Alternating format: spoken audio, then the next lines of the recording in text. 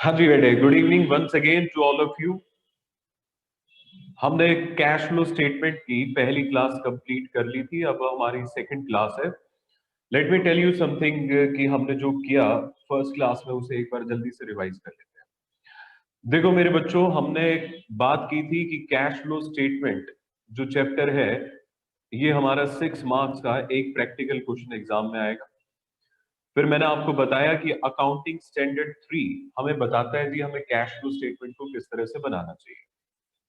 Accounting standard 3 बकायदा एक format provide करता है। AS 3 कैश फ्लो स्टेटमेंट के बारे में ये कहता है कि हमें कैश फ्लो स्टेटमेंट इसलिए बनाना चाहिए ताकि हम इनफ्लोज और आउटफ्लोज को कैलकुलेट कर सके, तीन चीजों के, जिन्हें हम कैश एंड कैश इक्विवेलेंट बोलते हैं। कैश एंड कैश इक्विवेलेंट में जो तीन चीजें आती है उसमें सबसे पहली कैश है, फिर बैंक है और बैंक ओवरड्राफ्ट नहीं आता है, और तीसरी चीज थी हमारी शॉर्ट टर्म इन्वेस्टमेंट, जिसे हम मार्केटेबल सिक्योरिटीज के नाम से भी जानते हैं। AS 3 आगे ये बात कहता है कि हम जितनी भी बिजनेस की एक्टिविटीज है उन्हें हम तीन पार्ट्स में डिवाइड कर सकते हैं, और उन्हीं तीन एक्टिविटीज को हम लेते हुए कैश फ्लो स्टेटमेंट बनाते हैं। First is operating activity, second is हमारी investing activity and third is financing activity. Now what is operating activity? किसी भी बिजनेस की मेन रेवेन्यू जनरेटिंग एक्टिविटीज को हम ऑपरेटिंग एक्टिविटीज का नाम देते हैं। जैसे कि एक मारुति कंपनी अगर गाड़ी बनाकर बेचती है तो वो उसकी ऑपरेटिंग एक्टिविटी है। एक बाटा कंपनी अगर शूज को बनाकर सेल करती है तो वो उसकी ऑपरेटिंग एक्टिविटी है। एक टीचर जो टीच करता है और उससे जो पैसे कमाता है वो उसकी मेन ऑपरेटिंग एक्टिविटी है। मैंने आपको इसके बारे में बताया था कि इसमें हमारी सिर्फ कैश चीजें ही आएंगी, because cash flow statement is just like a cash book. और सेकंड एक्टिविटी थी हमारी इन्वेस्टिंग एक्टिविटी। इन्वेस्टिंग एक्टिविटीज में बेटे याद करो तीन चीजें थी। फिक्स्ड एसेट्स से कोई भी इनफ्लो आउटफ्लो हो, इन्वेस्टमेंट से कोई भी इनफ्लो आउटफ्लो हो, और तीसरी चीज थी इंसिडेंटल एक्टिविटीज जो इनकी वजह से अराइज होती है। जैसे फिक्स एसेट्स का बेचना, फिक्स एसेट्स का खरीदना, ये यहाँ आएगा। इन्वेस्टमेंट्स का बेचना, इन्वेस्टमेंट्स का खरीदना यहाँ आएगा, लेकिन ये नॉन करंट इन्वेस्टमेंट्स है, ये ध्यान रखिएगा। और तीसरी जो इंसिडेंटल एक्टिविटी होती है वो होती है इंटरेस्ट रिसीव करना और डिविडेंड रिसीव करना। ओके, फिर हमने किया तीसरी एक्टिविटी फाइनेंसिंग एक्टिविटी के बारे में। फाइनेंसिंग एक्टिविटी ऐसी एक्टिविटीज होती हैं जो मनी अरेंजमेंट से रिलेटेड होती है। हम मनी अरेंज कर सकते हैं दो सोर्सेज से, या तो कैपिटल से या फिर लोन से। Capital in the case of company is called share capital. Loan in the case of company it can be from debentures, और it can be from bank, और it can be from public. तो इसका मतलब इसमें भी हमारी तीन ही activities आती है। अगर मान लीजिए कोई भी पैसा आएगा जाएगा शेयर से, अगर कोई भी पैसा आएगा या जाएगा लोन से, और इंसिडेंटल एक्टिविटी। देखिए, लोन लेने की वजह से हमें इंसिडेंटल एक्टिविटी क्या करनी पड़ती है, हमें इंटरेस्ट देना पड़ता है। इंटरेस्ट पेड और dividend paid, they both are part of financing activity.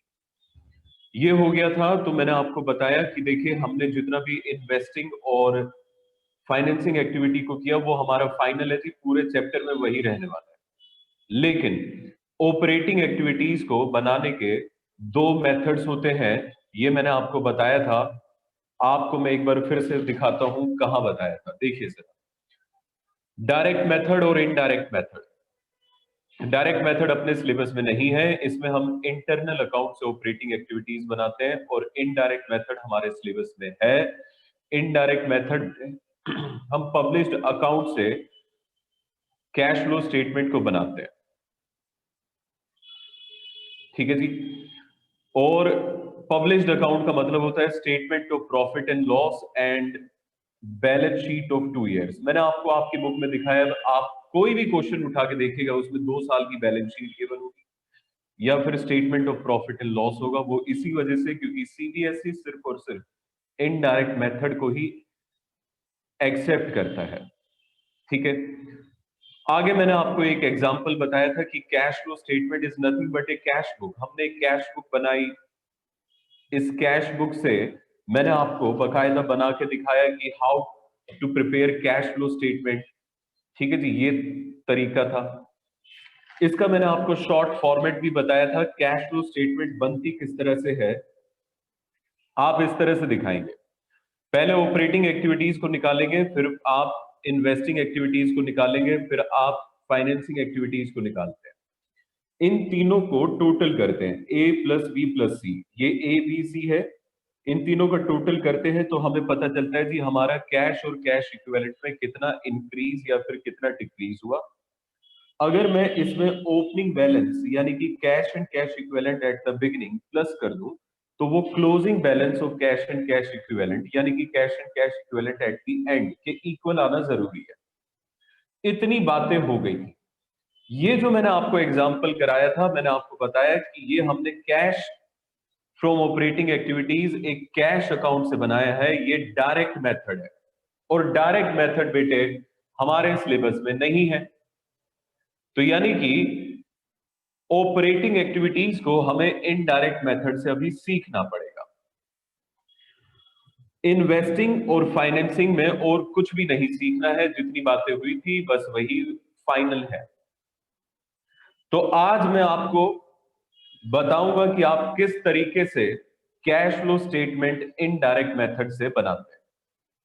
यहां से हमारी सेकंड क्लास के नोट स्टार्ट हो जाएंगे।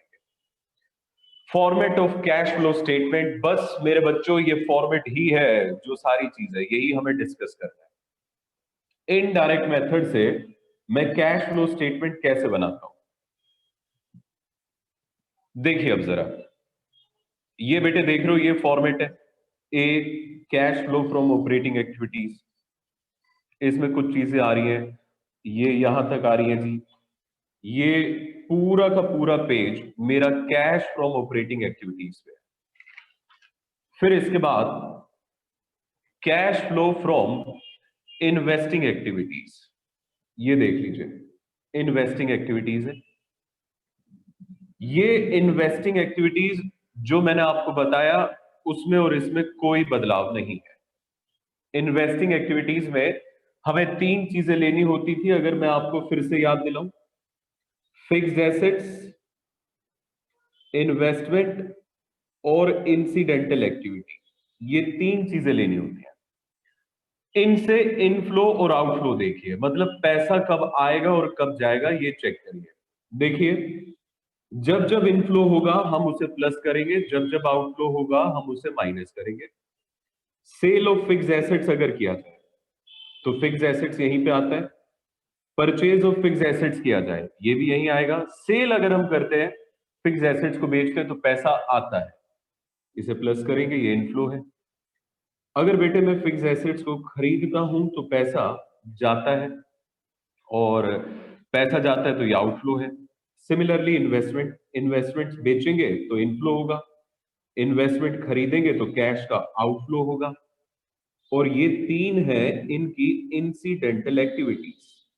इंसिडेंटल एक्टिविटीज ऐसी एक्टिविटीज होती है जो इनको करने की वजह से होती है। देखिए अगर हमारे पास फिक्स एसेट्स है, हमने पैसा लगाया हुआ है, तो उस पर रिटर्न तो आएगा ना। जैसे बिल्डिंग है तो उस पर रेंट रिसीव होना, it is part of investing activity. Interest receive होना, अगर हमने कहीं पे डिबेंचर्स खरीदे हुए हैं या बैंक में पैसा इन्वेस्ट किया हुआ है, फिक्स डिपॉजिट लिया हुआ है, तो इंटरेस्ट मिलेगा। अगर मैंने किसी कंपनी के शेयर्स खरीदे हुए हैं, इन्वेस्टमेंट इन शेयर्स की हुई है, तो ये डिविडेंड रिसीव।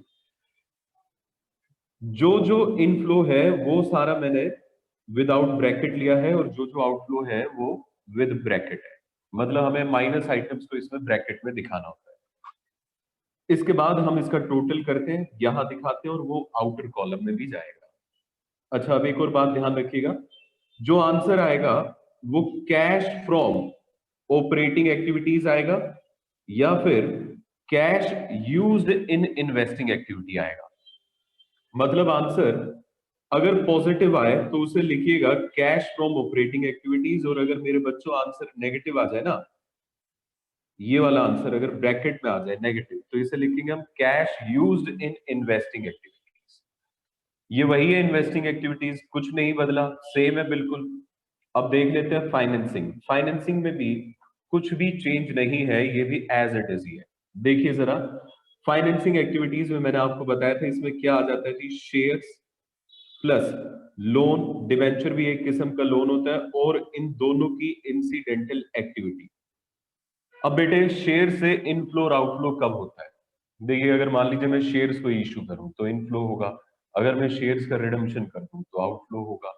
इसी तरह से लोन अगर रेज किया जाए, लिया जाए, तो इनफ्लो होगा कैश का, लेकिन अगर रीपेमेंट की जाए लोन की तो आउटफ्लो होगा। और इनकी इंसिडेंटल एक्टिविटीज देख लेते हैं एक बार सारी एक्टिविटीज को।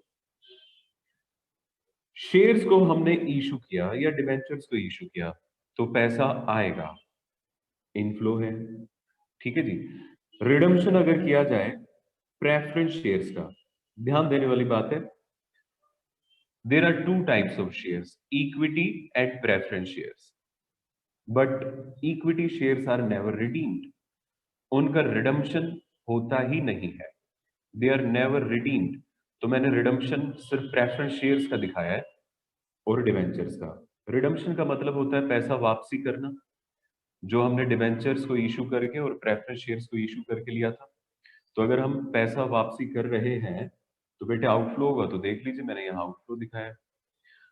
अगर मैं लोन लेता हूं इनफ्लो होगा, अगर मैं रीपेमेंट ऑफ लोन करता हूं आउटफ्लो होगा, ठीक है। एक इसमें चीज आ रही है buy back of shares. What is this buy back of shares? देखो बेटे, बाय बैक ऑफ शेयर्स का मतलब क्या होता है? रिडम्पशन ऑफ इक्विटी शेयर्स है। सर अभी तो आप कह रहे थे इक्विटी शेयर्स रिडीम ही नहीं होते, अब आप कह रहे हैं कि ये होते हैं। असल में मेरे बच्चों, शेयर्स जो इक्विटी वाले होते हैं उनको रिडीम नहीं किया जा सकता, लेकिन ओपन मार्केट से यानी कि शेयर मार्केट से खरीदा जा सकता है। तो कंपनी कई बार अपने इक्विटी शेयर्स खुद ही खरीद लेती है।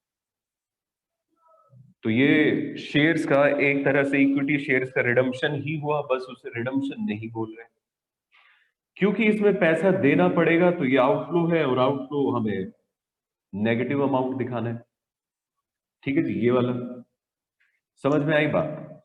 अच्छा अब एक और बात देखिएगा, मैंने यहां पे लिखा है लोन, और बेटे रेजिंग ऑफ लोन और रीपेमेंट ऑफ लोन, इसके साथ साथ मैं आपको एक बात बता दूं, बैंक ओवरड्राफ्ट जो है वो भी एक किस्म का लोन ही होता है, और वो हमारी फाइनेंसिंग एक्टिविटीज का पार्ट होता है। बैंक ओवरड्राफ्ट एक नेगेटिव बैलेंस है, लेकिन वो कैश एंड कैश इक्विवेलेंट में नहीं आता, वो कहाँ आता है? फाइनेंसिंग एक्टिविटीज में। इसे ध्यान रखिएगा, ये जो बात है ये ध्यान देने वाली है, ठीक है। अगर मैंने बैंक ओवरड्राफ्ट को रेज करा तो पैसा आएगा, प्लस हो जाएगा, इनफ्लो है। अगर मैंने रीपे करा तो पैसा जाएगा, माइनस हो जाएगा क्योंकि आउटफ्लो है, ठीक है जी। इसके अलावा एक और चीज, सिक्योरिटी प्रीमियम रिजर्व, ये भी हमारे पार्ट होता है जी, कहां का? फाइनेंसिंग एक्टिविटीज का। अब ये क्यों होता है? तो अब मेरी बात सुनिएगा जरा ध्यान से। देखो बेटे, रिजर्व है ना, इसे आप ऐसा समझ लो गुल्लक होती है। आप अपनी गुल्लक में जैसे पैसा जमा करते हो ठीक ऐसे ही रिजर्व में होता है। अब रिजर्व दो तरह के होते हैं मेरे बच्चों, एक रिवेन्यू और दूसरे कैपिटल। रेवेन्यू रिजर्व वो होते हैं जिसमें पैसा डाला जाता है हर साल प्रॉफिट में से निकाल, ठीक है। कैपिटल रिजर्व वो होते हैं जिनमें प्रॉफिट में से नहीं निकाला जाता, वो हमारा रिजर्व बनता है दूसरी एक्टिविटीज से, प्रॉफिट में से नहीं बनता है। जैसे मैं अगर शेयर्स को इशू करता हूं और प्रीमियम पे इशू करता हूं तो बेटे फायदा हुआ, ये सिक्योरिटी प्रीमियम रिजर्व बनेगा। लेकिन ये जो सिक्योरिटी प्रीमियम रिजर्व बना, ये प्रॉफिट से तो नहीं बना, मतलब मेरे हर साल रूटीन बिजनेस के प्रॉफिट से तो नहीं बना। ये किस वजह से बना? शेयर्स इशू करने की वजह से। शेयर्स इशू करना is a part of financing activity. Premium उसकी वजह से जो मेरा प्रॉफिट हो रहा है, it is incidental to shares और डिबेंचर्स। आप समझ रहे बात? और इंसिडेंटल एक्टिविटीज शेयर्स और डिबेंचर्स से रिलेटेड हमेशा फाइनेंसिंग एक्टिविटीज का पार्ट होती है। तो बस जी इसी वजह से हमने इसे फाइनेंसिंग एक्टिविटीज में दिखाया है।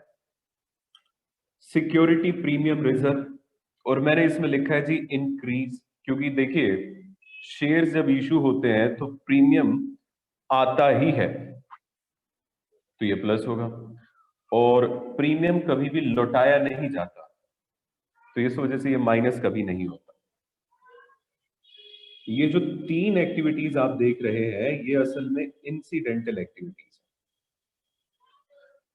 शेयर्स को इशू करने की वजह से प्रीमियम आता है, डिबेंचर को इशू करने की वजह से प्रीमियम आता है। अपन इंटरेस्ट क्यों पे करते हैं बेटे? अगर डिबेंचर इशू करोगे तो उस पर इंटरेस्ट तो देना पड़ेगा ना, किसी से लोन लोगे तो ब्याज तो दोगे ना, तो इस वजह से इंटरेस्ट पेड आ रहा है। अब यदि डिविडेंड पेड क्यों आ रहा है? डिविडेंड पेड बेटे शेयर्स इशू करने की वजह से आपको डिविडेंड देना पड़ता है, ठीक है। ये है हमारा फाइनेंसिंग एक्टिविटीज। मैं इन सब का टोटल करूंगा, यहां टोटल दिखाऊंगा, आउटर कॉलम में ले जाऊंगा, और देखिए सिर्फ फाइनेंसिंग के नीचे एक लाइन लगानी है, इन्वेस्टिंग के लिए नहीं लगानी है। और अगर पॉजिटिव में आया तो फ्रॉम, और अगर नेगेटिव में आया तो used in. Cash from financing activities और cash used in financing activities, ये हमारा इसमें आंसर आएगा। फिर मैं ए बी सी तीनों को प्लस कर देता हूं तो नेट इंक्रीज और decrease in cash and cash equivalent हमारा आ जाता है। नेट इंक्रीज और decrease in cash and cash equivalent, A B C मतलब तीनों एक्टिविटीज के ये वाले टोटल्स को प्लस करके इसमें opening balance of cash and cash equivalent plus करना है। और ये प्लस होने के बाद ये दोनों इसके इक्वल आने जरूरी है। ये हमारा सबूत होता है कि हमने कैश फ्लो स्टेटमेंट को ठीक बनाया है, लेकिन ये भी एक 90% एक्यूरेसी है। खैर छोड़िए, अभी आप इसे 100 मान लीजिए, आपको मैं कोई टेंशन नहीं देना चाहता। खुश रहिए और जल्दी से इसे समझिए। बेटे इन्वेस्टिंग और फाइनेंसिंग इन दोनों में कोई प्रॉब्लम हो तो बताइए। बच्चा मेरे से बार बार ऑपरेटिंग एक्टिविटीज के बारे में पूछे जा रहा है, वहां इंटरेस्ट क्यों आ रहा है? लेट इट बी, मैंने अभी तक आपको ऑपरेटिंग समझाया ही नहीं है, तो आप इतना क्यों ट्रबल कर रहे हैं?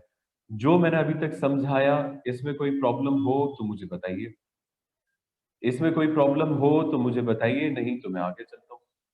फिर मैं आपको समझाता हूं। ऑपरेटिंग सारा खेल बेटे ऑपरेटिंग एक्टिविटीज का ही है, हमें बस ऑपरेटिंग एक्टिविटीज को ही समझना है, ठीक है जी।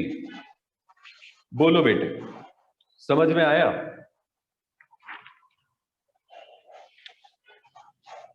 हाँ जी, जिसे जाना है वो चला जाए, रिकॉर्डिंग बाद में देख सकते हैं। अब मैं आपको ऑपरेटिंग एक्टिविटीज सिखाने वाला हूं। टहन टहन, ऐसी ट्यून आ जाती है ना जब मेन चीज आने वाली होती है, तो बस बेटे अब वही ट्यून। मैं बेटे आपको क्या सिखाने वाला हूं? इनडायरेक्ट मेथड से ऑपरेटिंग एक्टिविटीज कैसे बनाई जाए। बेटे आपको याद होगा मैंने आपको बताया था कैश फ्लो स्टेटमेंट को बनाने के दो रीजंस थे। क्या आप में से मुझे कोई बच्चा वो दो रीजंस याद दिला सकता है? क्या दो रीजंस थे? क्यों बनाते हैं हम कैश फ्लो स्टेटमेंट? क्यों सेक्शन 2 क्लोज 40 से हमारे फाइनल अकाउंट में इंक्लूड करता है? दो रीजंस क्या थे? एक, हमें जानना होता है कैश प्रॉफिट, और दूसरा हमें जानना होता है कैश पॉलिसीज, ठीक है बेटे। Operating activities main business activity होती है और हम मेन बिजनेस एक्टिविटी से ही अपना प्रॉफिट कमाते हैं, लेकिन मुझे यहां मेन बिजनेस एक्टिविटीज से अपना कैश प्रॉफिट बताना है। समझ रहे हैं आप बात? कैश प्रॉफिट निकालना है, ये ध्यान रखिएगा। ऑपरेटिंग एक्टिविटीज का मेन मकसद क्या है? कि हमारा कौन सा प्रॉफिट बाहर आ जाए जो हमारा कैश में हुआ है इस साल। अगर मैं इसे पूरी तरह से डिफाइन करूं तो बेटे ये पता है कौन सा प्रॉफिट होगा? कैश ऑपरेटिंग प्रॉफिट बिजनेस की एक्टिविटी से हुआ हो और बकायदा कैश में हुआ हो, कैश ऑपरेटिंग प्रॉफिट, ये हमें फाइंड आउट करना है। इस शब्द को अपने दिमाग के आखिरी हिस्से तक पहुंचा दो, ये फाइंड आउट करना है कैश ऑपरेटिंग प्रॉफिट। बस फिर सारा कंसेप्ट अपने आप समझ आने लग जाएगा। चलो जी, ये हमें पता चल गया कि हमें cash operating profit find out करना है, लेकिन किस चीज से? गिवन क्या होगा हमें? हमें गिवन होगी बैलेंस शीट, और वो भी कितने ईयर्स की? 2 ईयर्स की। ठीक है जी। अब बेटे देखो, होता ये था कि पहले प्रॉफिट एंड लॉस अकाउंट बनता है और उसके बाद बैलेंस शीट बनती है, लेकिन यहां कुछ उल्टा ही चक्कर है। यहां बैलेंस शीट से प्रॉफिट निकालना है, तो इसका मतलब बेटे हमें उल्टा जाना पड़ेगा, रिवर्स में जाना पड़ेगा। हाँ या ना? बिल्कुल जाना पड़ेगा। अब देखो, बैलेंस शीट से उल्टा कैसे जाया जाता है, ये समझने के लिए पहले ये समझ लेते हैं कि हम पहले सीधा कैसे जाते हैं बैलेंस शीट। बैलेंस शीट में असल में हमारा प्रॉफिट किस तरह से पहुंचता है, मैं आपको 11th क्लास की कुछ झलकियां दिखाता हूं, देखिए जरा। क्लास 11th में हमने एक चैप्टर किया था जिसका नाम था फाइनल अकाउंट। वहां मैंने आपको बताया था कि आप ट्रेडिंग पी एंड एल बनाने के बाद बैलेंस शीट बनाते हैं, ऐसा ही था। अब बेटे ट्रेडिंग अकाउंट में आप क्या करते हो? क्रेडिट साइड में आप सेल्स लिखते हो, फिर उसके बाद आप यहाँ पे क्लोजिंग स्टॉक लिखते हो, यहां आप ओपनिंग स्टॉक लिखते हो, फिर आप डायरेक्ट एक्सपेंसेस मतलब जो फैक्ट्री में खर्चे होते हैं वो घटा देते हो, और फिर आ जाता है आपके पास ग्रॉस प्रॉफिट। ठीक है, मान लेते हैं कि हमारा जो ग्रॉस प्रॉफिट है वो आ रहा है 2 लाख रुपए। फिर क्या करते थे? इस ग्रॉस प्रॉफिट को यहां ब्रॉट डाउन करते थे, 2 लाख रुपए। अब इसके बाद बेटे आप यहां पे जो भी इनडायरेक्ट एक्सपेंसेस होते थे वो सारे घटाया करते थे, जैसे कि डेप्रिसिएशन, जैसे कि प्रोविजन फॉर डाउटफुल डेब्ट्स, और इसके अलावा इंटरेस्ट पेड, और इसके अलावा loss on sale of fixed asset. आप ये सारे खर्चे माइनस करते थे, और इसके अलावा आप सैलरी, ठीक है जी, रेंट एटसेट्रा, ये सारे खर्चे आप माइनस किया करते थे। अच्छा जी, क्रेडिट साइड में मेरे बच्चों क्या करते थे? क्रेडिट साइड में मेरे नन्हे मुन्ने बच्चे पिछले साल जानते क्या किया करते थे? यहाँ पे आप सारी इनडायरेक्ट इनकम दिखाया करते थे, interest, by rent, by dividend, ये सारी चीजें आप दिखाया करते थे। इसके अलावा अगर मान लीजिए गेन हो गया ऑन सेल ऑफ एसेट, ये तमाम चीजें दिखाते थे, है ना? हम ये सारी चीजें करते थे। अच्छा जी, मैं आपकी जानकारी के लिए बता दूं कि जितनी भी इनकम आप यहां पे दिखाते हो ना, इन तमाम इनकम को हम पता है क्या बुलाते हैं? Indirect income. और जितने भी खर्चे आप यहां दिखाते थे ना, वो होते हैं इनडायरेक्ट एक्सपेंसेस।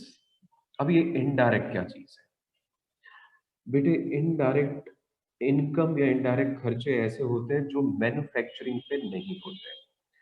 मतलब ये इनकम मैन्युफैक्चरिंग पे नहीं हो रही है, ये खर्चे मैन्युफैक्चरिंग पे नहीं हो रहे हैं, ये ऑफिस में खर्चे होते हैं, इस तरह के खर्चे होते हैं।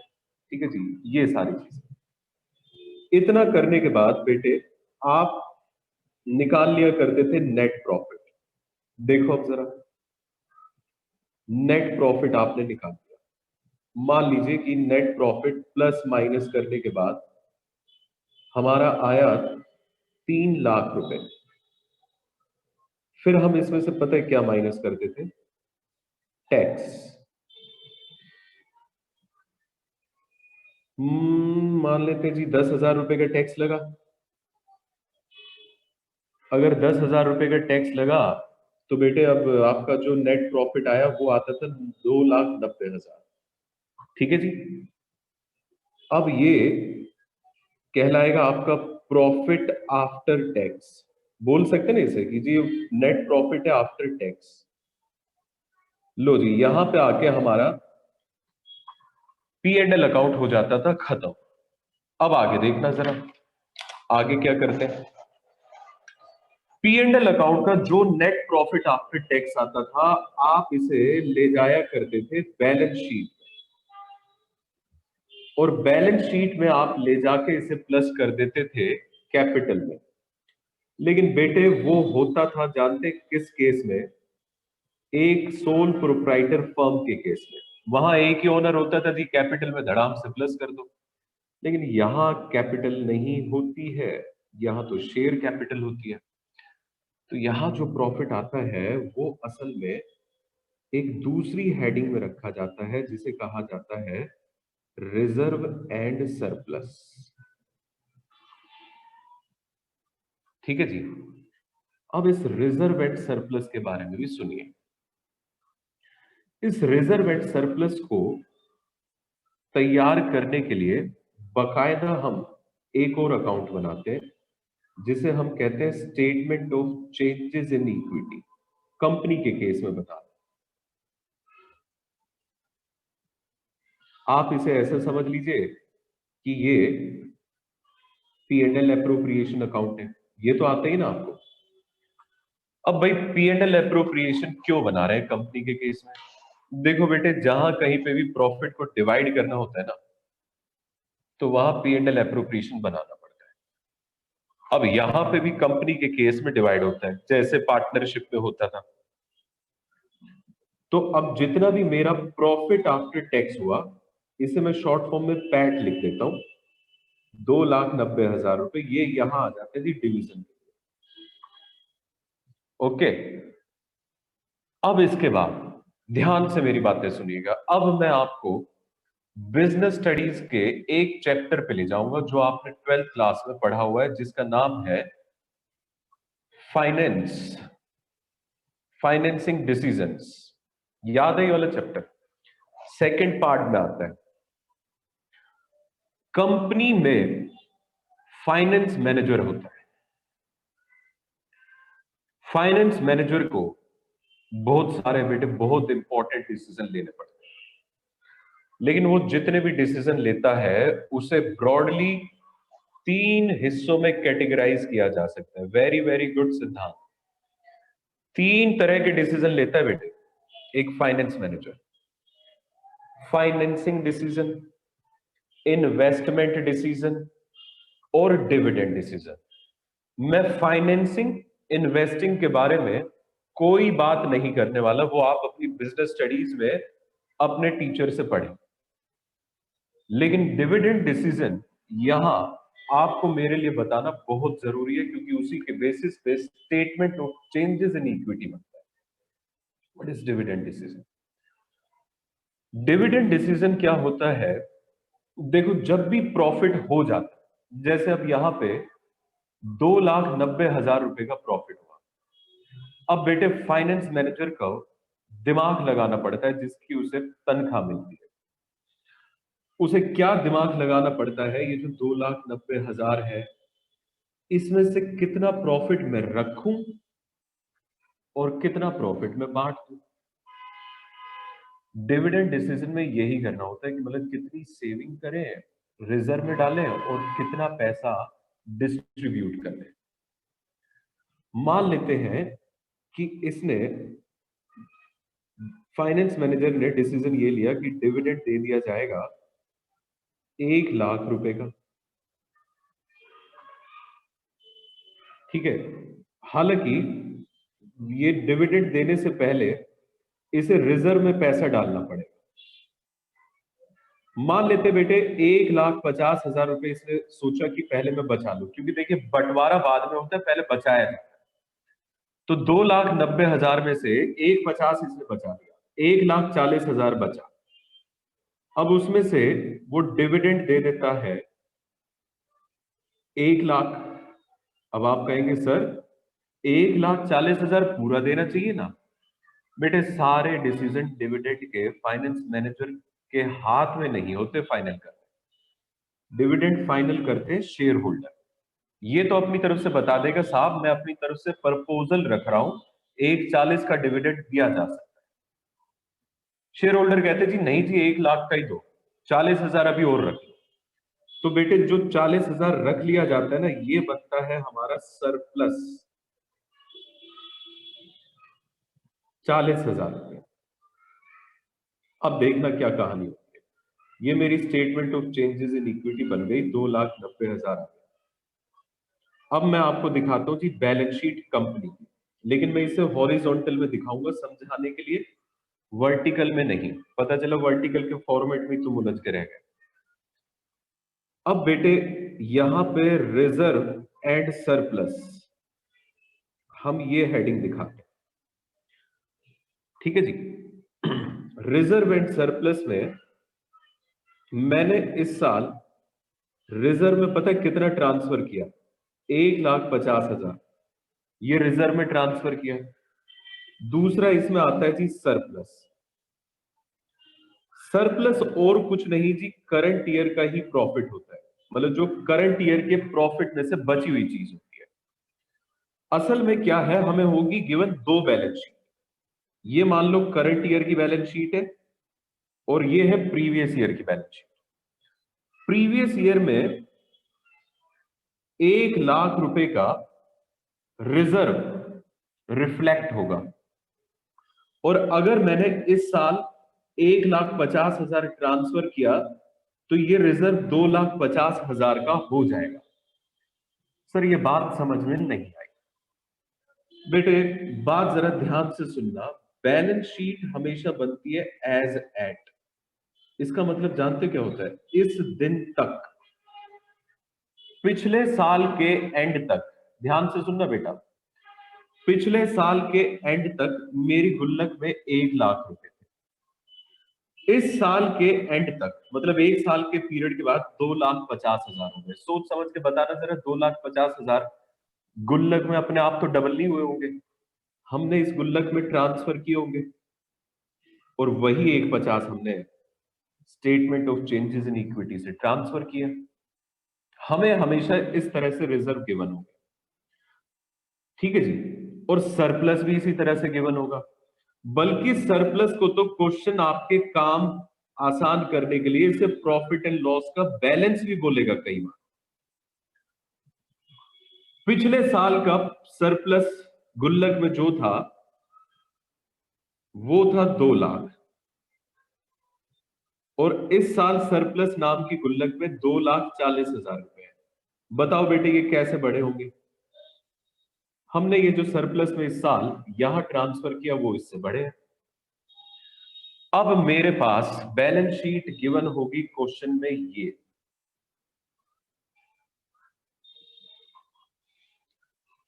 ये क्वेश्चन में गिवन होगी। रिजर्व्स 2 साल के गिवन होंगे, मैं इसे हटा देता हूं। तो बेटे ये वाली बैलेंस शीट हमें गिवन होगी क्वेश्चन के अंदर, जिसमें आपके लिए सबसे पहला टारगेट होगा रिजर्व एंड सरप्लस। क्योंकि अगर मुझे कैश प्रॉफिट निकालना है तो मुझे बैलेंस शीट में पहले तो ये पहचान करना आना चाहिए कि प्रॉफिट गिवन कहां होगा, जिसके अंदर मैं कुछ बदलाव करके उसे कैश ऑपरेटिंग प्रॉफिट बना सकूं। तो वो कहां गिवन होगा, रिजर्व एंड सरप्लस। ये जो आप देख रहे हैं ना पी एंड एल का बैलेंस, यहां से आपको पता चलेगा कि आपका प्रॉफिट कितना है। मुझे इस बैलेंस शीट से जानते किस प्रॉफिट तक आना है। पहले तो मुझे आना है बेटे जी इस प्रॉफिट तक, ये जो नेट प्रॉफिट था जो इस साल हमने कमाया था, जिसमें से टैक्स नहीं घटा है, उस प्रॉफिट तक आना है। ऐसा प्रॉफिट जिसमें से टैक्स ना घटा हो, इस प्रॉफिट को अंग्रेजी में कहा जाता है प्रॉफिट बिफोर टैक्स। तो लो जी, अब हो जाओ तैयार। मैंने आपको यह दिखा दिया कि हम किस तरह से बैलेंस शीट में कंपनी की पहुंचते हैं, किस तरह से हम प्रॉफिट और लॉस को बैलेंस शीट में लेकर जाते हैं। अगर मुझे बेटे पीबीटी तक, प्रॉफिट बिफोर टैक्स तक पहुंचना है यहां से, तो मुझे अब उल्टा जाना पड़ेगा। ये तो था सीधा रास्ता। उल्टा जाने में हमें क्या करना होगा, जो चीजें हमारी घट गई उन्हें जोड़ दीजिए, और जो चीजें ऐड हुई थी उन्हें माइनस कर दीजिए। करते करते आप पहुंच जाएंगे। देखते हैं जी कैसे, ध्यान से देखना बेटे। पहले तो देखो, इस statement of changes in equity के रिजल्ट तक पहुंचो, क्योंकि पहले बैलेंस शीट से यहां पहुंचते हैं, फिर यहां से हम पहुंचेंगे कहां, प्रॉफिट एंड लॉस में। ठीक है, चलो तो अब देखते हैं। अब उल्टा चलते हैं बैलेंस शीट से। देखो मेरे बच्चे, सबसे पहले फोकस करना होगा सरप्लस पे या पी एंड एल बैलेंस से। यहां से आप निकालेंगे इंक्रीमेंटल प्रॉफिट। ध्यान देना, इंक्रीमेंटल प्रॉफिट है ये। कई बच्चे ऐसा कंसेप्ट सोच लेते हैं, बना लेते हैं, समझ लेते हैं। वो कहते हैं कि सर ये तो करंट ईयर का प्रॉफिट है। नहीं, अरे करंट ईयर का प्रॉफिट इनसे नहीं। करंट ईयर का प्रॉफिट तो 3 लाख था। ये 40,000 थोड़ी ना है करंट ईयर का प्रॉफिट। करंट ईयर का प्रॉफिट तो 2,90,000 आफ्टर टैक्स था। 3 लाख में से हमने पहले टैक्स भरा, फिर उसके बाद हमने रिजर्व में ट्रांसफर किया, फिर हमने डिविडेंड किया, फिर हमने सरप्लस में ट्रांसफर किया। तो ये तो सरप्लस में ट्रांसफर हुआ प्रॉफिट है। इसे कहा जाएगा इंक्रीमेंटल प्रॉफिट। ये हमेशा कैसे निकलेगा, आप ये देखेंगे कि पिछले साल से इस साल में कितना इंक्रीमेंट हुआ पी एंड एल के बैलेंस में। क्योंकि हम इंक्रीमेंट की वजह से प्रॉफिट निकाल रहे हैं, तो इसका नाम होता है इंक्रीमेंटल प्रॉफिट। बताना जरा कितना हुआ, 40,000। ठीक है जी। जैसे ही बेटे आपको ये पता चलेगा 40,000, तो आप statement of changes in equity के आंसर पे आ गए, सरप्लस पे। अब इससे जरा यहां पहुंचो। कैसे पहुंचोगे, 290 से 40 में आने के लिए दो चीजें हमें माइनस करनी पड़ी थी, रिजर्व और डिविडेंड। अगर ये माइनस करनी पड़ी, वापसी जाना है, तो अब इन्हें ऐड कर दो। यानी कि डिविडेंड को भी ऐड करो और रिजर्व्स को भी ऐड करो। समझ गए बात। तो आप कहां आ जाओगे, 2,90,000 पे। और 2,90,000 से अगर मुझे पीबीटी में आना है, तो मुझे 290, देखो मैं अब कहां आ गया, पी एंड एल के रिजल्ट पे। अब इससे प्रॉफिट बिफोर टैक्स निकालना है, तो टैक्स जो घटा हुआ है उसे और जोड़ दो, तो आप यहां आ गए। कहने का मतलब, हमें यहां से देखने को मिल जाएगा इंक्रीमेंटल प्रॉफिट। फिर मैं इसमें तीन चीजें ऐड करता हूं, गिनती की तीन, चौथी कोई चीज ही नहीं है। सबसे पहले तो बेटे डिविडेंड ऐड होगा, उसके बाद रिजर्व में जितना ट्रांसफर किया वो ऐड होगा, और उसके बाद जितना टैक्स आपने दिया वो ऐड होगा। तो जो यहां पे आपका रिजल्ट आएगा वो कहलाएगा प्रॉफिट बिफोर टैक्स। ठीक है, ये हमारा पहला स्टेप है। जैसे ही प्रॉफिट बिफोर टैक्स आएगा, जानते हैं हम कहां आ जाएंगे, कैश फ्रॉम ऑपरेटिंग एक्टिविटीज के पहले कदम पे आ जाएंगे। ये देखो, ये देखो, सबसे पहली चीज, cash flow from operating activities के लिए हमें क्या चाहिए, प्रॉफिट बिफोर टैक्स। ये कैसे आएगा, इसके लिए आपको वर्किंग नोट बनाना पड़ेगा। आप देख रहे हैं मैंने कितना साफ साफ WN1 लिखा है। जानते हैं क्यों, ये वर्किंग नोट बनाने के लिए, आपकी जानकारी के लिए बता दूं, अकाउंटिंग स्टैंडर्ड 3 नहीं कहता है। सीबीएसई ने आज से 3 साल पहले एक सर्कुलर इशू किया। बेटे सुनना जरा, एक सर्कुलर निकाला सीबीएसई ने 2017 के अंदर, किस चीज के लिए? कि प्रॉफिट बिफोर टैक्स का बच्चे सेपरेट वर्किंग नोट दिखाएंगे तभी हम मार्क्स देंगे। अब आप सोचो, किसी एक कैलकुलेशन के लिए सीबीएसई सर्कुलर निकाल रहा है। It's a major and big thing. कभी भी अकाउंट्स के इतिहास में ऐसा नहीं हुआ था। तो बेटे, अगर सीबीएसई ने वर्किंग नोट मांगा है मेरे बच्चे, तो आपको वर्किंग नोट दिखाना पड़ेगा। कैश फ्लो स्टेटमेंट पूरी बनने के बाद, जैसे देखो यहां अपनी बन गई थी ना पूरी, ये कैश फ्लो स्टेटमेंट, इसके बाद बहुत साफ सुथरा वर्किंग नोट। बेटे, उसने अपने मेहनत लगाई है इस वर्किंग नोट की डिमांड करने के लिए, तो उसे ये बहुत साफ सुथरा चाहिए। वर्किंग नोट्स लिखेंगे जिसमें हमेशा पहला note calculation of profit before tax होगा। इंक्रीमेंटल प्रॉफिट, ये हमने कहां से निकाला? बैलेंस शीट से कैलकुलेट किया। अभी अभी मैंने आपको बताया। किस चीज को देखते हुए? पी एंड एल के बैलेंस या सरप्लस को, उन दोनों के डिफरेंस से इंक्रीमेंटल प्रॉफिट आया। तीन चीजें इसमें ऐड कर दो, पहली डिविडेंड, दूसरी ट्रांसफर टू रिजर्व और तीसरी टैक्स। प्रॉफिट बिफोर टैक्स पे आ गए। ठीक है जी, पहला स्टेप समझ में आ गया, प्रॉफिट बिफोर टैक्स तक कैसे पहुंचना है, तीन चीजों को ऐड करके। सर, मान लो हमें क्वेश्चन में ये तीनों चीजें गिवन नहीं है, तो बेटे जो इंक्रीमेंटल प्रॉफिट आएगा वो प्रॉफिट बिफोर टैक्स बन जाएगा। मतलब इसमें आपको कोई वर्किंग नोट बनाने की जरूरत नहीं होगी। समझे बात? जो इंक्रीमेंटल प्रॉफिट आएगा वही हमारा क्या हो जाएगा? Profit before tax. अगर ये तीनों गिवन नहीं है, अगर एक गिवन नहीं है तो दो तो है, उनको ऐड करो। दो गिवन नहीं है तो एक तो है, ऐड करो। मतलब ये कि क्वेश्चन में अगर इन तीनों में से एक भी आइटम आ गया तो अपना ये वाला वर्किंग नोट पक्का है, नहीं आया तो ये वाला वर्किंग नोट नहीं बनेगा। लो बेटे जी, मैंने आपको 6 में से एक नंबर दिला दिया, एक नंबर का वर्किंग नोट आएगा ये। अब प्रॉफिट बिफोर टैक्स पे आ गए, लेकिन क्या हमारा मकसद प्रॉफिट बिफोर टैक्स निकालना था? ना ना ना ना बेटे जी, मकसद तो हमारा पता क्या था? ये वाला प्रॉफिट चाहिए हमें, कैश ऑपरेटिंग प्रॉफिट। देखिए, ये जो प्रॉफिट बिफोर टैक्स आया है ना, ये वाला, ये तो बेटे एक्रूअल प्रॉफिट है, ये 3 लाख। अब मुझे इससे क्या चाहिए? Cash operating profit. Cash operating profit शब्द को जरा ध्यान से सुनना। प्रॉफिट तो है ये, लेकिन उसमें कैश और ऑपरेटिंग दो शब्द बेटे ऐड करने हैं। वो जानते कैसे होंगे? ये है एक्रूअल प्रॉफिट। पहले तो मैं इनमें से वो चीजें हटाऊंगा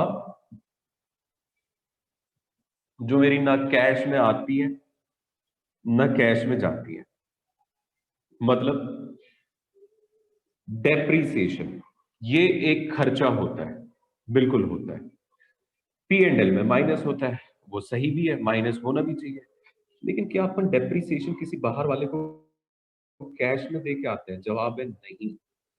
ये होता है एक नॉन कैश खर्चा। इसका इफेक्ट मुझे रिवर्स करना पड़ेगा। कैसे करूं जी रिवर्स? ये पहले घट गया था, रिवर्स करने के लिए ऐड कर दूंगा। आगे देखो, प्रोविजन फॉर डाउटफुल डेब्ट्स।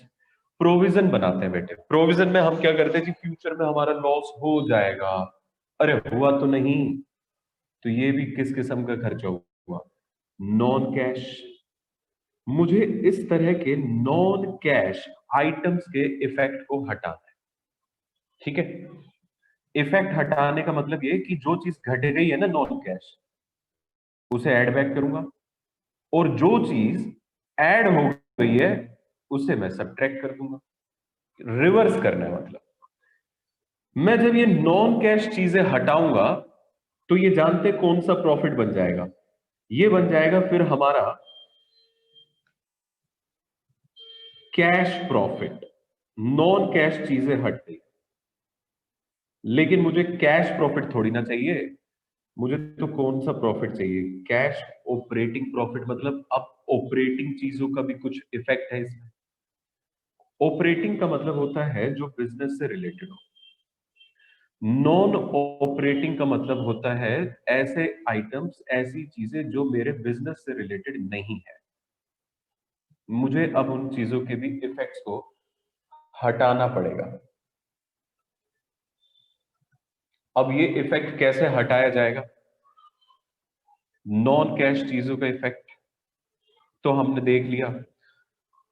अब नॉन ऑपरेटिंग चीजों का इफेक्ट, बेटे नॉन ऑपरेटिंग खर्चे और नॉन ऑपरेटिंग इनकम, मुझे इनका इफेक्ट हटाना है। मैंने अभी अभी थोड़ी देर पहले आपको बताया कि इनडायरेक्ट इनकम क्या होती है। ये ऐसी इनकम होती है जो मेरी मैन्युफैक्चरिंग से नहीं होती।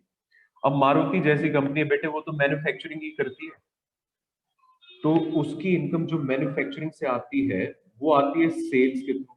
ये वाली इनकम, ये तो इसकी ऑपरेटिंग इनकम है। बाकी इसकी जितनी भी इनकम है ना P&L में आती है ना, वो सारी की सारी क्या है? Non operating.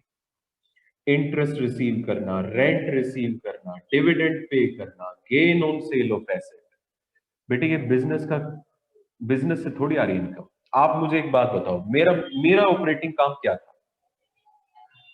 चलो मेरे बारे में बात करते हैं, मारुति को छोड़ो जी। मेरा बताना जरा, मेरा क्या था जी? मेरा ऑपरेटिंग काम क्या था?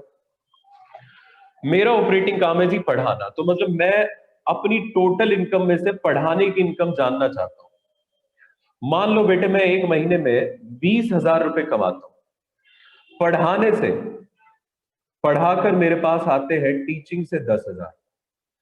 इंटरेस्ट मैंने बैंक में पैसा जमा कर रखा है, वहां से मिलता है।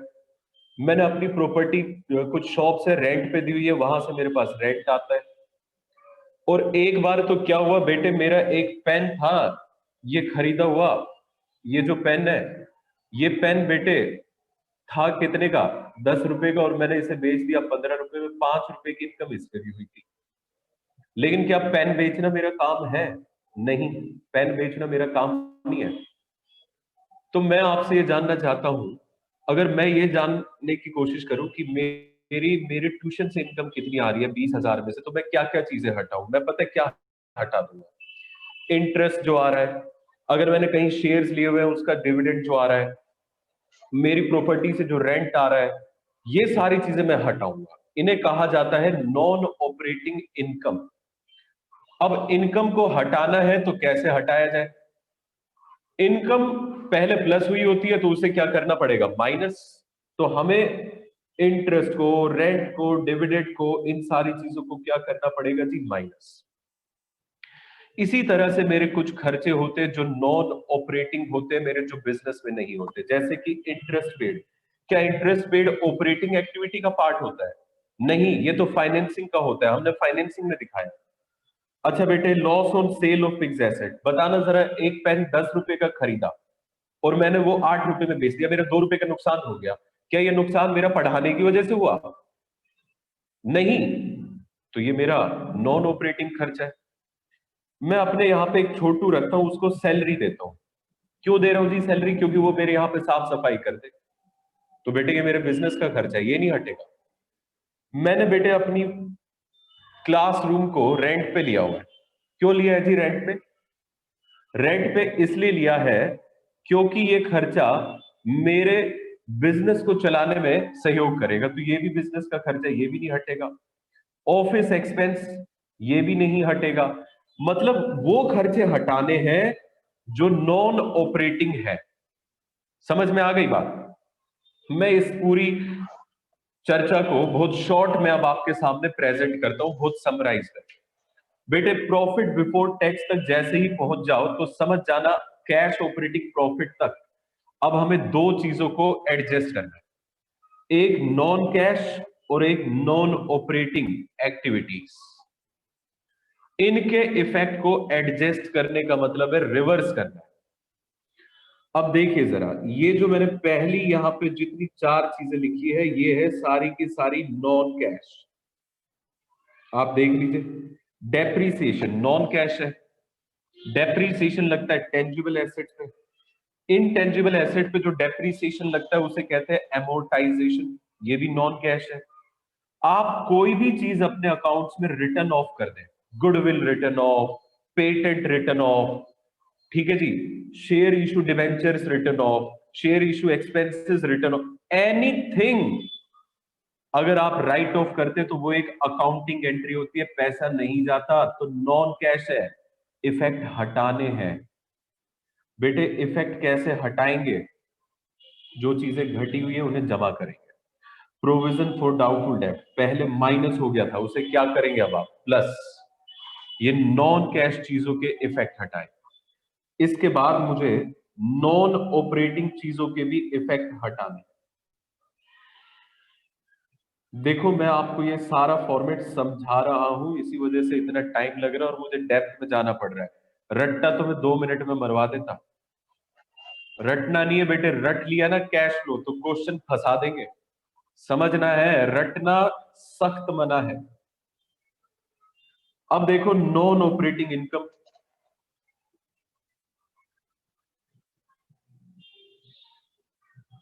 नॉन ऑपरेटिंग इनकम क्या क्या होते हैं? Non operating item, interest receive होता है बेटे। ये मेरे लिए एक ऐसी इनकम है जो कहीं पे मैंने पैसा बैंक में रखा हुआ है, वहां से आ रहा है, मेरे पढ़ाने से तो नहीं आ रहा ना।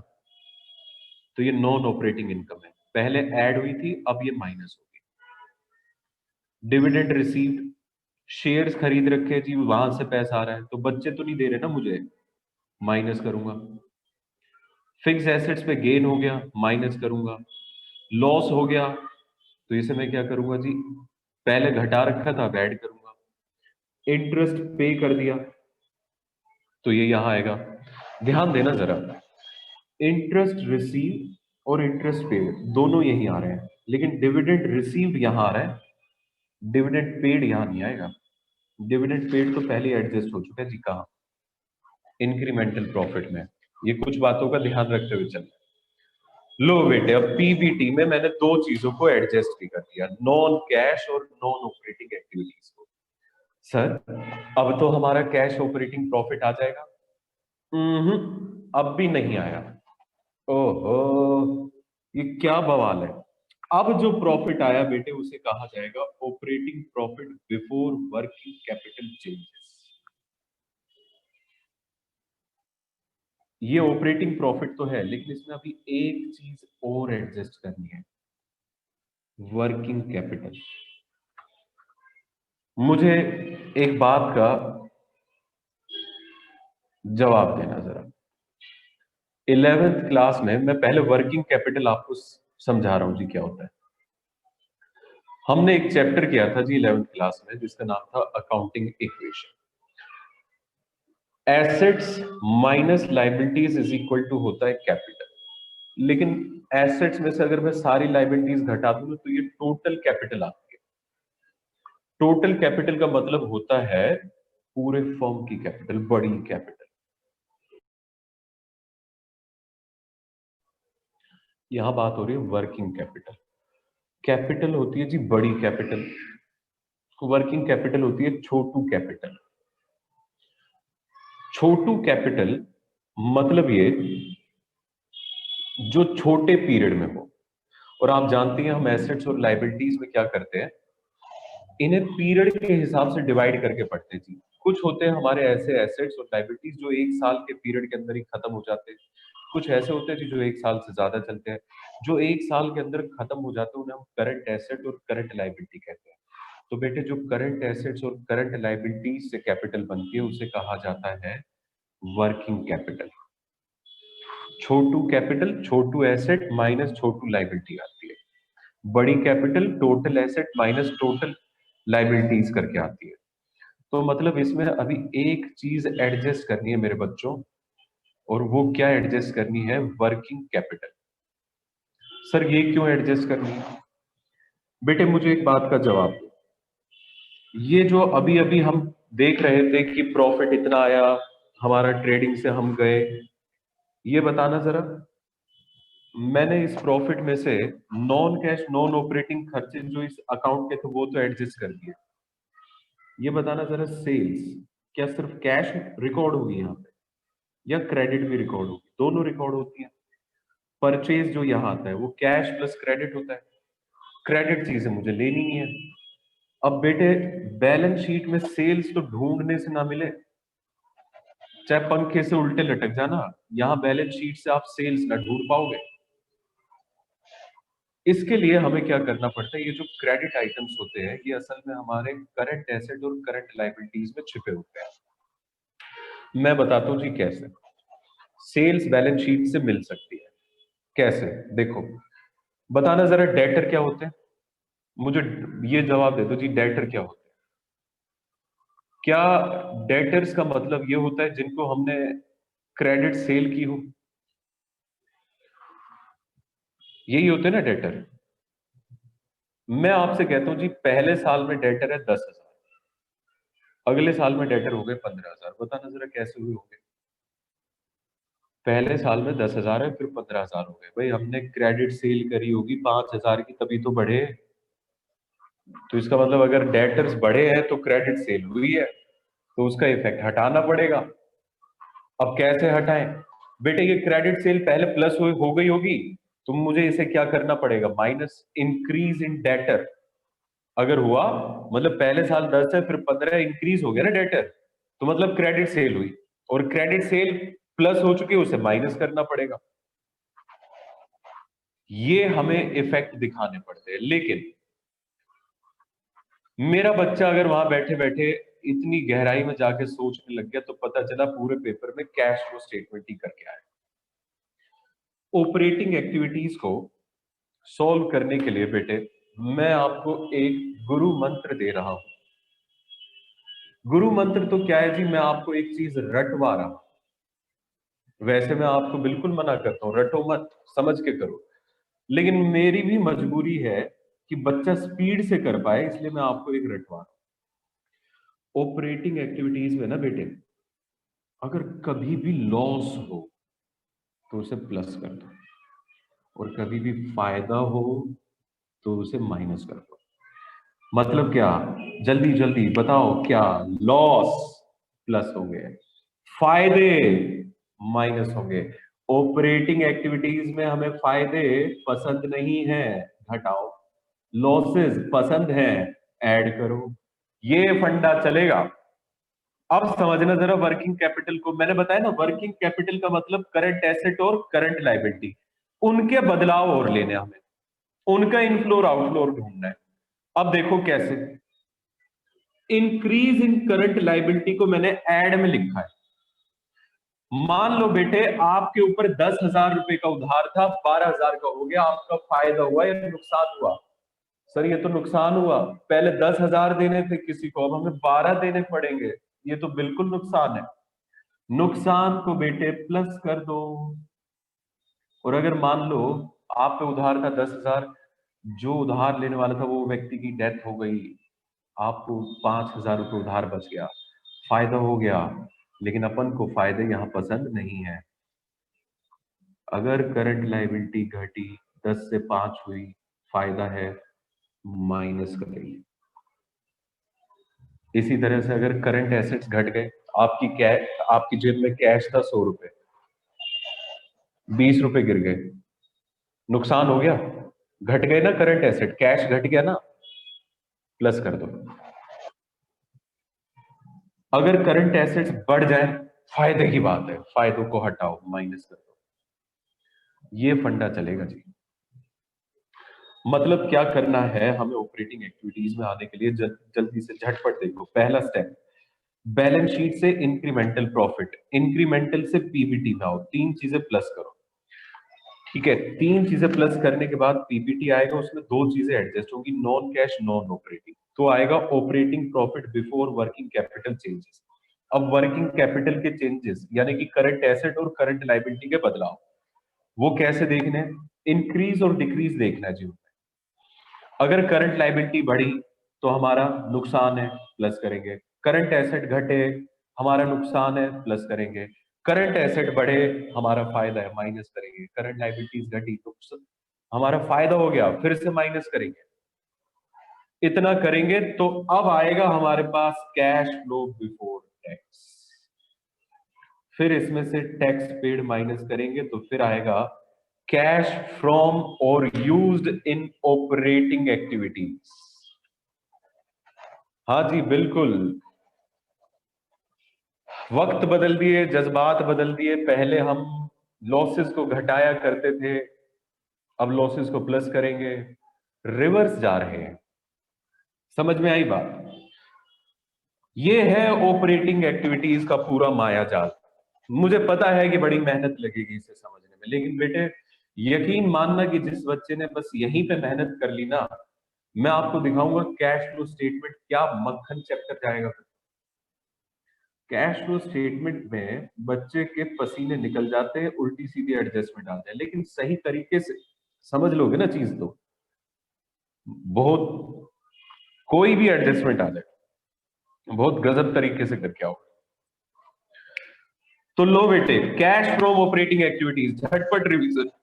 बैलेंस शीट से क्या निकालना है? Incremental profit. तीन चीजें देखनी है, dividend paid plus, transfer to reserve plus, और तीसरा टैक्स पेड प्लस। तो अपन कहां जाएंगे? Profit before tax. बस प्रॉफिट बिफोर टैक्स से अपन फॉर्मेट शुरू कर देंगे। प्रॉफिट बिफोर टैक्स में नॉन कैश और नॉन ऑपरेटिंग चीजों को हम क्या करने वाले हैं? क्या करने वाले जल्दी से बताओ? इन्हें एडजस्ट, रिवर्स। ठीक है जी, जो घट गया वो प्लस, लेकिन अपन को ये सब सोचना ही नहीं, हमें तो ये सोचना है नुकसान है ना तो जोड़ो, और फायदा है ना तो घटाओ, ये सोच के काम करना है।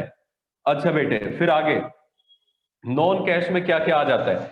Depreciation, amortisation, anything return of, provision for doubtful debt. बेटे ये मैंने ना पूरा एक एक्सक्लूसिव फॉर्मेट बनाया है, मतलब इसके बाहर से कोई चीज क्वेश्चन में आएगी नहीं, इस वजह से ये याद करने में इतना मुश्किल लग रहा है। तभी मैं इतने श्योरिटी से कह पा रहा हूं कि आपने अगर इसे कर लिया, इसको कर डाला, तो लाइफ जिंगा लाला, यशोमती से बोलने थे नंदलाला, वो वाली बात हो जाएगी।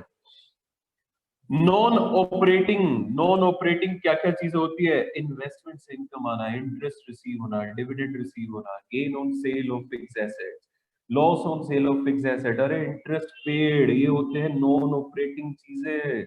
कुल मिला के कितनी लिखवाई सर ने? 5। कुल मिला के कितनी लिखवाई सर ने? 4। ये 9 चीजें एडजस्ट कर दो, operating profit before working capital changes पे आ जाएंगे। वर्किंग कैपिटल का मतलब करंट एसेट और करंट लायबिलिटी ढूंढेंगे बैलेंस शीट में, और उनके अंतर देखेंगे, इंक्रीज है या डिक्रीज है। अगर फायदा है तो घटा दो, नुकसान है जोड़ दो, ये तरीका चलेगा। फिर आ जाएगा कैश फ्लो बिफोर टैक्स, फिर इसमें से माइनस कर दो tax. Cash from operating activities अपने हाथ में। जानते हैं ऑपरेटिंग एक्टिविटीज की इंपॉर्टेंस क्या है? देखना जरा, ये पढ़ना जरा, point number 30। Following type of questions will be covered in this chapter for 6 marks. सिर्फ कैश फ्रॉम ऑपरेटिंग एक्टिविटीज कई बार एग्जाम में 6 नंबर की आई है, तभी नहीं है।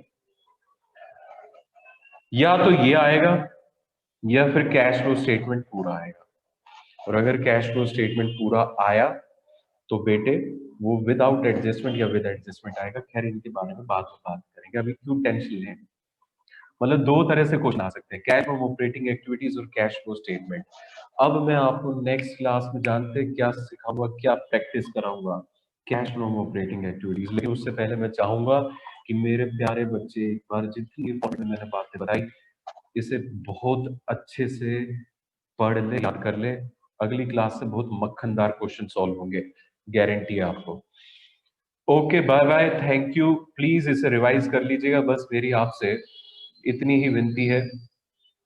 देख लीजिए, मैं आपको साक्षात हाथ जोड़ के निवेदन करता हूं कि मेरे बच्चों प्लीज इसे अच्छे से एक बार पढ़िए, बहुत अच्छे से। चैप्टर बेटे मक्खन है। Okay, thank you, bye bye, thank you see you in sir. Next